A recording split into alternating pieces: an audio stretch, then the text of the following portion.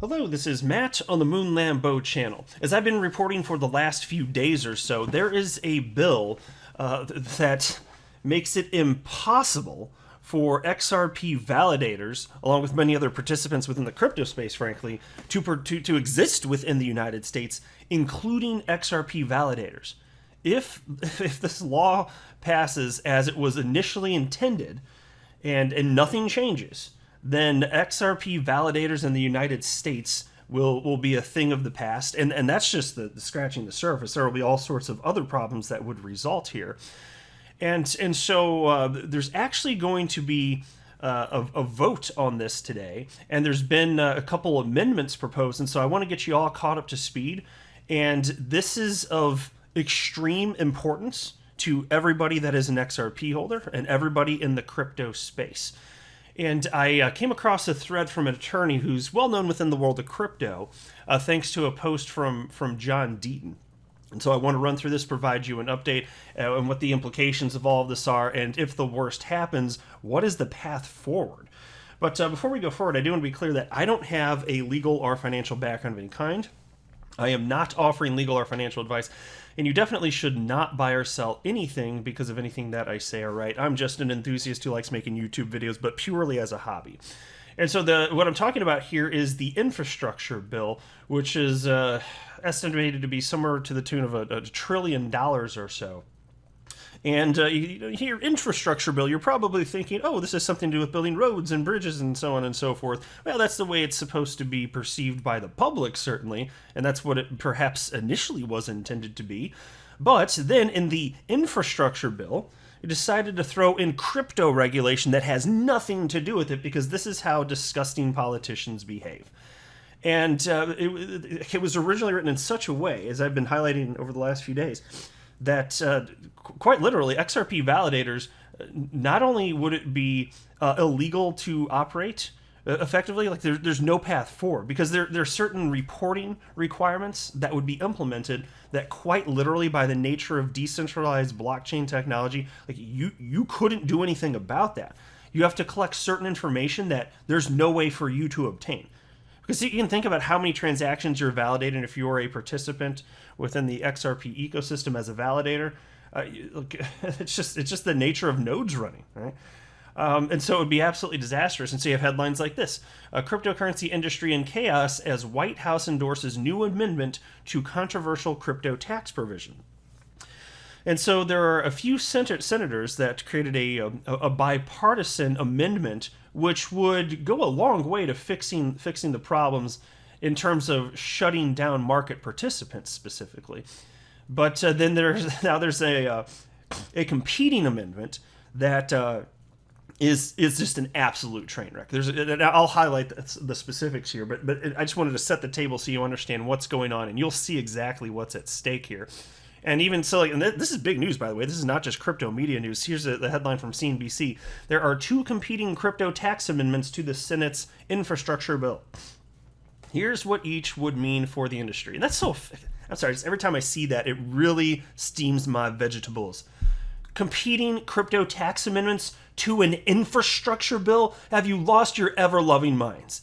And so anyway... we should be finding out sooner or later what's going to happen moving forward, because my understanding is that today is when we're going to see this addressed. You can see on here they wrote in this piece: the Senate is adjourned until Saturday, which of course is today. Then lawmakers will vote on the amendments and the overall infrastructure bill. And so this is the tweet from attorney John Deaton, who of course is the attorney within the XRP community who is seeking to intervene in the SEC versus Ripple case on behalf of about 19,000 XRP holders. And he wrote, "For anyone who wants an update regarding what's going on with the crypto provision within the infrastructure bill, Jake Shavinsky provides an outstanding thread below." And so this is Jake right here. And I have highlighted him, some of the stuff that he said over the years. And I don't agree with everything he says as it pertains to crypto, but that's fine. If you know me, then you know that I don't feel like I need to agree with people to like them or have respect for them. What I care about actually more than us all agreeing on various topics, whatever the topic is, I just want to know that people are operating in good faith and not just saying something or making an argument that would purely benefit them, or making an argument purely because they don't want to be perceived as wrong. Like that stuff, I cannot stand that stuff. The disingenuous people. And so I don't agree with him on all sorts of things, and I don't even get the sense that he's a huge fan of Ripple and XRP, but he has good opinions about all sorts of stuff, including this, and I think you'll find this rather insightful. I mean, he's an attorney, he's got a background in this stuff, and there's a reason that he is well known within the space. So I think you'll enjoy this, and it'll get you caught up to speed on what's going on here. And so it reads as follows. A quick explainer on what happened with the infrastructure bill last night.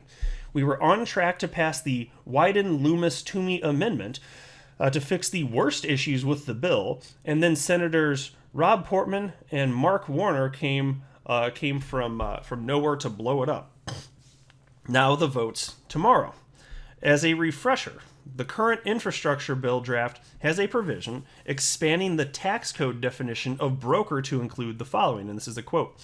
Any person who, for consideration, is responsible for regularly providing any service effectuating transfers of digital assets on behalf of another person. So let me pause right there. You could probably tell without me even saying this, that's an incredibly broad definition. Almost anybody operating in the space by that definition could be argued to be a broker, including, most certainly, XRP validators. So, I mean, think about this. Like Ripple running their validators, just pick anything in the United States, it's done, period, over. Nobody in so the rest of the world would be able to participate, but not anybody in the United States, because you cannot fulfill the reporting requirements here. Anyway, Jake continues. This definition is wildly overbroad. It captures nearly everyone in crypto, forcing them to all surveil users in order to comply with tax reporting obligations. We spent all week asking Congress to remove it, change it, or add exceptions for miners, developers, and many others. Now, thankfully, some smart senators understood that the language in the original draft was unworkable. It treats everyone in crypto like a traditional financial institution, no matter how different they are, and forces them to report data to the IRS that they don't have and can't get. Here's Senator Ron Wyden, and so he shared a tweet from Ron. The Republican provision in the bipartisan infrastructure framework isn't close to being that solution. It's an attempt to apply brick-and-mortar rules to the internet and fails to understand how the technology works. Golf clap for Ron right there. Here's Senator Cynthia Lummis. And she tweeted out the following. More to come, but we're proud of the work we've been able to do with Ron Wyden to responsibly address digital assets in the infrastructure bill. Stay tuned for more on our amendment. Golf clap for Cynthia Lummis. Here's Senator Toomey. The bipartisan infrastructure package includes a hastily designed tax reporting regime for cryptocurrency. Simply put, the text is unworkable. I plan to offer an amendment to fix it. And a third golf clap for Senator Toomey. And then Jake continues. The three of them, a bipartisan group of one Democrat and two Republicans, put together an amendment fixing the worst issues with the bill. The Wyden-Toomey-Loomis Amendment clarifies that certain non-custodial actors like miners and developers aren't covered by the broker rules. The amendment was set for a vote yesterday and appeared likely to pass. It had strong support, thanks largely to all your calls, and even Senator Portman, who led negotiations on the original crypto provision for the Republicans, suggested he was for it. And here is a tweet from Rob Portman. I agree with Senators Wyden, Toomey, Loomis that we can do more to clarify the intent of the cryptocurrency provision, and the Senate should vote on their amendment. And that was on August 5th, mind you, okay? You're talking 2 days ago. So keep that in mind. And then Jake continues. Then, in a DC flip-flop so fast it'll make your head spin, Senator Portman proposed his own competing amendment, co-sponsored by Senator Warner, a Democrat. The Portman-Warner amendment is worse than useless. It doesn't come close to passing the laugh test. it only accepts the following. And here's the little screen grab that Jake shared. A, validating distributed ledger transactions through proof of work mining, or B, selling hardware or software, the sole function of which is to permit persons to control a private key used for accessing digital assets on a distributed ledger. My friends, that does not help the XRP ledger, validators within the XRP ecosystem. Most certainly not. So this is an attack on the XRP ecosystem and all of crypto, frankly. It really is right here. And so this individual here, Rob Portman, initially was going to jump on board the amendment that the other three senators were putting together. And now he wanted to just branch off and do his own, which really doesn't fix the problem. And you have to wonder, what the hell is the intent here? Because I don't think these people are stupid. I think sometimes they do stuff that kind of proves that they're either clueless or have bad intent. And so here, which is it? Is he clueless to an excruciatingly painful degree? Is he that clueless? Or is there intent, as in he doesn't really want to fix the whole problem? He wants there to be a train wreck here. It's one or the other. Either way, this is really bad. This is really, really bad. And so Jake continues. Portman Warner protects proof-of-work miners in some, but not all wallet projects. That's it. Not software developers, or Lightning node operators, or proof-of-stake validators, or decentralized exchange liquidity providers, or decentralized finance aggregators, or many other non-custodial actors who can't comply with the law. What really gets me is how Portman Warner cuts out subsection C from Wyden Loomis Toomey, which simply protects developers who write code and don't sell anything. This is basic First Amendment freedom of speech. It's jaw-dropping for two sitting senators not to get that. And here is section C that he seems cut out. Developing digital assets or their corresponding protocols for use by other persons, provided that such other persons are not customers of the person developing such assets or protocols. What the hell's wrong with that? But no, that's too far apparently for these two.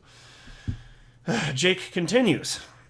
Now we have two competing bills, one good and one terrible, both coming up for a vote tomorrow. And he wrote this 18 hours ago, so it's today. The vote's today. The correct outcome is for Wyden Loomis Toomey to pass and Portman Warner to fail, assuming the senators care about good policy and promoting U.S. interests through innovation. But good policy apparently isn't the priority here. Instead, this looks like a continuation of the U.S. Treasury Department's embrace of warrantless surveillance and crusade against financial privacy in crypto. The strategy is new, but the motivation is not. Word in D.C. is that this whole thing was the Treasury's idea. They don't like what we're building, and their solution is to obtain jurisdiction over non-custodial actors. They tried this via FinCEN's proposed rule last year and failed. Now, they're trying again. Problem is, they might succeed this time. Portman Warner is DC gamesmanship at its worst, but I have to give it to them. It's a nifty political trick. Exactly, and so this is what I was saying. Either they're clueless, or they have really bad intent.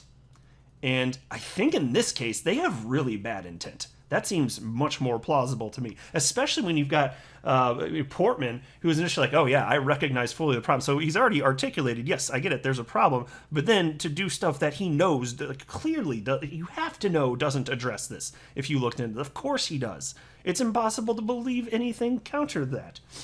And so this is an attack on all of us. It really is. Jake continues. Although the amendment is garbage, Senator Warner's involvement makes it bipartisan, which means Democrats can vote for it. Democrats can say, we fixed the crypto provision, without actually fixing the crypto provision, which requires voting for Wyden Loomis Toomey instead. Even the White House jumped in, with a push from Treasury perhaps, to give Democrats cover for this strategy. And then he retweeted something from Jeff Stein here. It was a White House economist reporter for the Washington Post. And Jeff Stein wrote, late breaking, White House is coming out formally in support of Warner Portman Cinema Crypto Amendment, implicitly against the Toomey-Wyden Loomis plan. And so there you go, from the White House. They are absolutely seeking to destroy the crypto space. That this would be a big deal. This really would. This can't be understated. And so then Jake Chervinsky continues, but we can stop them. To do that, we need to make more calls to senators, a lot more. We need to tell them to vote yes on Wyden, Loomis, Toomey, and no on Portman, Warner. If you're willing and able, please use the number and script here to call today. Both amendments are up for a vote tomorrow. I'm lucky to be working with all the smartest people in DC, but even they aren't sure how the process for competing amendments works. We'll just have to see how it plays out. Yes, this is how a bill becomes a law. It isn't pretty. No matter what happens tomorrow, the fight will go on. The infrastructure bill as a whole will very likely pass, and then it'll go to the House. Depending what happens to the crypto provision, we can push for an amendment there too. We have a lot more friends in the House. And after that, the crypto provision won't take effect until 2023 at earliest. So we can keep fighting to reverse it in Congress or overturn it in the courts. Let's cross that bridge if and when we get there. For now, only one thing really matters. Call your senators. And so there we go. Golf clap for Jake Chervinsky. Killing it here.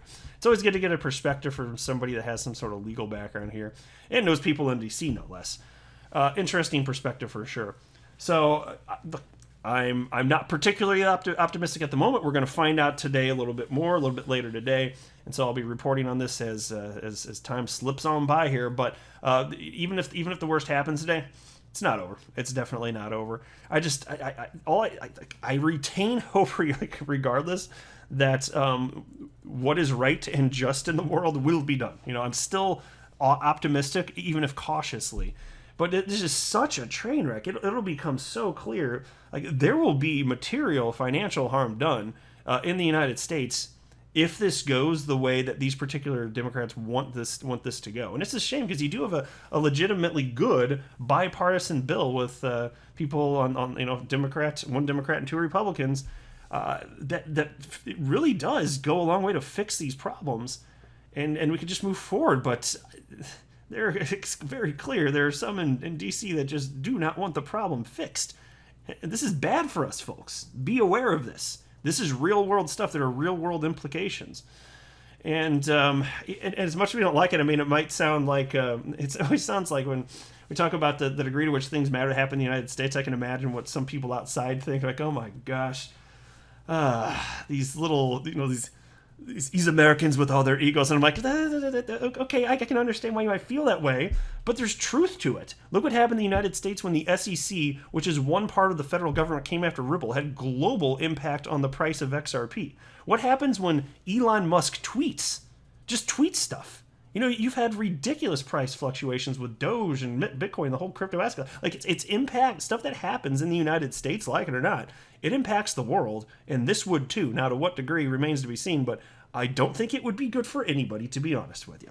I'll wrap up there. I am not a financial advisor. You should not buy or sell anything because of anything that I say or write. That would be a very, very, very bad idea. Until next time, to the moon, Lambo.